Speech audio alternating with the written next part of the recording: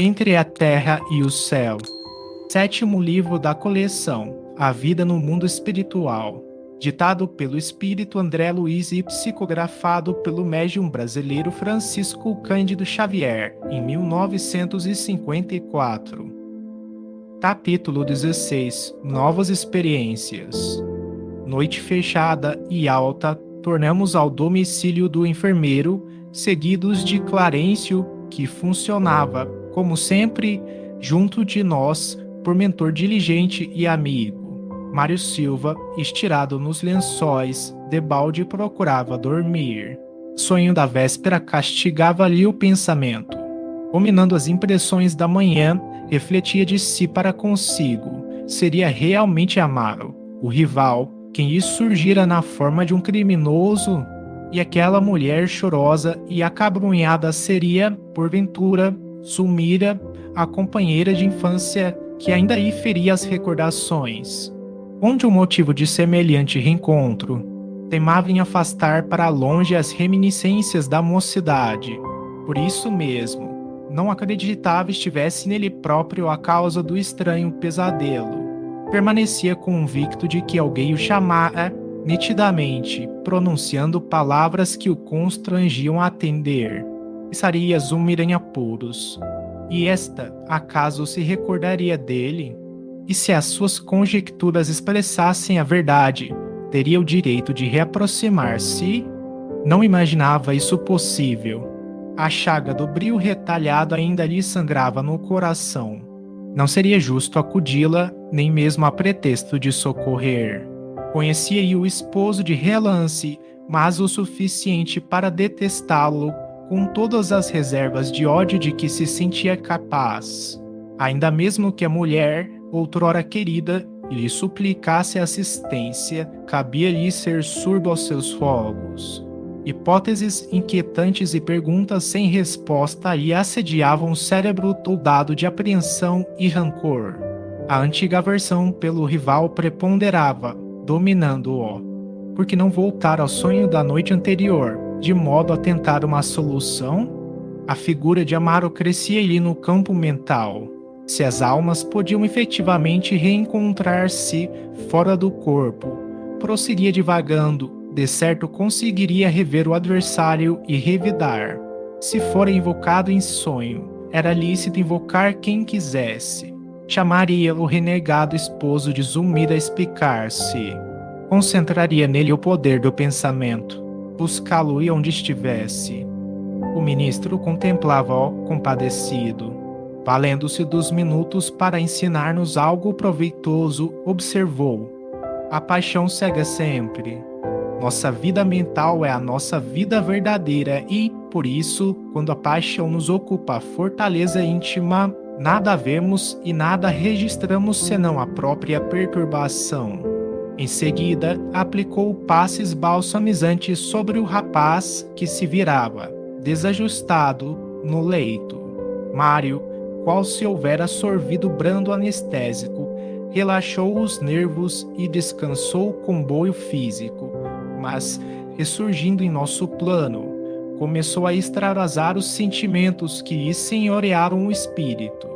Não nos assinalava a presença, continuando, porém, sob a nossa observação em seus mínimos movimentos. Trantadiço e tateante, vagueou pelos ângulos do quarto num veículo perispirítico, extremamente condensado. Todavia, pouco a pouco, esgazearam-se os olhos, dando-nos a ideia de quem se detinha em afeitivos quadros íntimos. Anotando-nos o assombro silencioso, o instrutor socorreu-nos, explicando: qual acontece ao nosso amigo Leonardo, o novo companheiro padece angustioso complexo de fixação. Embora tenha o seu caso particular, algo suavizado pelas lutas da carne, que, por vezes, constituem abençoado entretenimento, não consegue diluir a obcecante recordação do inimigo. A mágoa é inquietante ferida mental. Enquanto se distrai nas tarefas comuns, alheia-se, de alguma sorte, ao tormento oculto que transporta consigo, mas, em se vendo espiritualmente a sós, dá curso ao ódio coagulado. desde muito no coração. Observemo-lo. Mário desceu para a rua à maneira de louco e, inalando o ar refrescante da noite, forneceu a impressão de quem se revigorava, de súbito, passando a gritar com voz estridente: Amaro, ladrão!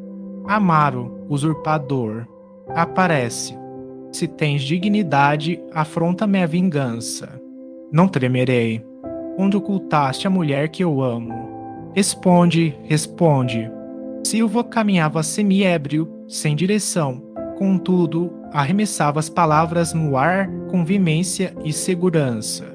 Havíamos dobrado esquinas diversas e eis que, quando menos esperávamos, surge alguém ao encontro dele em plena via pública. Copiando o impulso do ferro atraído pelo imã, o esposo de Zulmira, em seu corpo sutil, correspondia ao chamado estranho do inimigo, desligado parcialmente da carne. Defrontaram-se, a princípio, altivamente, entretanto, logo após, com as maneiras do homem mais educado, Amaro esboçou delicado recuo, revelando-se preocupado em evitar conflitos e aborrecimentos. O enfermeiro, porém, de ânimo revel, bradou, desconcertante: Não te acovardes, bandido. Não fujas. Temos contas a ajustar. O ferroviário, contudo, afastava-se rápido. O adversário, no entanto, sem arrefecer no ímpeto, seguia-o, inflexível, longe de renunciar ao escuro propósito de agressão. Acompanhávamos ambos, quarteirão a quarteirão, até que esbarramos à entrada do abrigo doméstico que já conhecíamos, onde Amaro dispôs-se ao ajuste pacífico.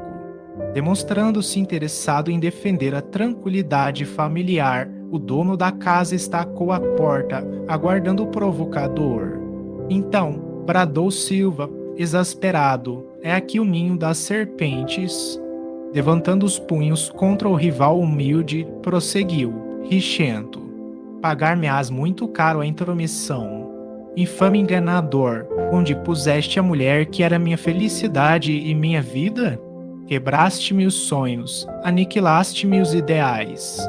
Homem terrível, que fizeste de mim? Sou apenas máquina de trabalho, sem fé e sem esperança.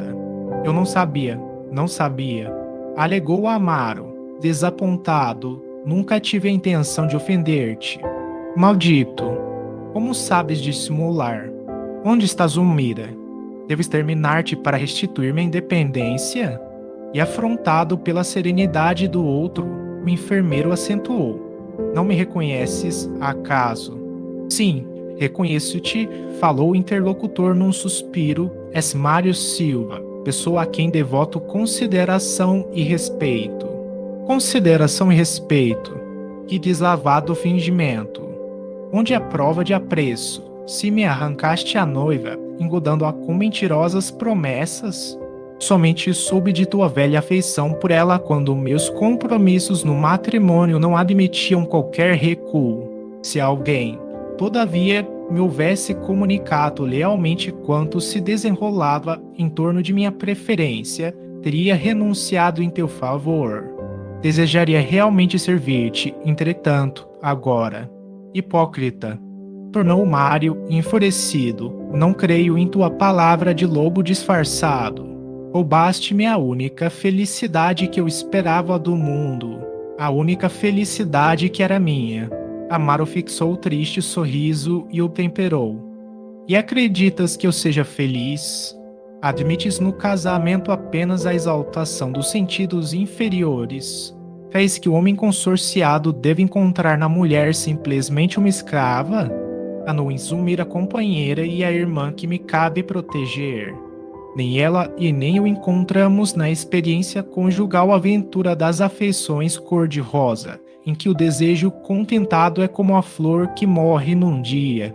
Temos padecido muito, Mário. Não ignoras que me casei em segundas núpcias. Zulmira, por isso mesmo, não terá recolhido em mim a perfeita alegria que seria lícito esperar.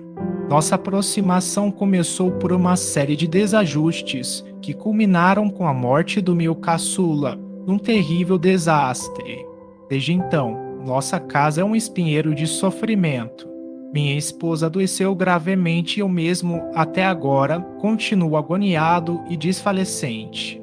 Saberias, porventura, o que seja desdita de um pai que chora sem lágrimas, mortalmente ferido? Se dívidas possuo para com a divina providência, podes acreditar que não tenho amargado pouco a fim de ressarci-las. A morte para mim não passaria de benção libertadora. Como podes observar, não me vejo em condições de aceitar-te o desafio. Sou dilacerado e, mais que dilacerado, vencido. O enternecedor em flexão de súplica acentuou. Se ainda consagras amor à criatura que desposei, ajuda-nos com a tua compreensão. Se te fiz algum mal, inconscientemente, perdoa-me. Perdoa-me pelas angústias da minha existência de condenado a horríveis provas morais. Mário Silva, com espanto nosso, retribuiu com escandalosa gargalhada. Desculpar. Nunca, exclamou jactancioso. Pelo tom da conversa, concluo que a justiça começou a expressar-se devidamente, mas abreviá-la-ei com as minhas próprias mãos. Meu desforço é certo, meu ódio é inexorável. Amaro não mais respondeu. Vimo-lo curvar a cabeça em oração fervorosa. Suaves irradiações de esmeraldina luz escapavam-lhe da fronte.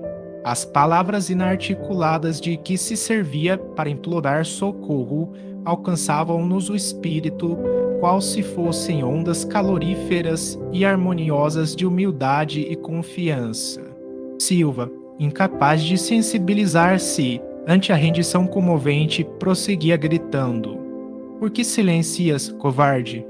Fala. Explica-te. Reage. Dominastes o mira, mas não me dobrarás um milímetro. Criminosos de tua laia não merecem compaixão. Nessa altura do diálogo, Clarencio convocou-nos, paternal. Respondamos à prece de Amaro com o auxílio fraterno. Arrastados pela simpatia e pela emoção, acompanhemos o nosso orientador, sem hesitar.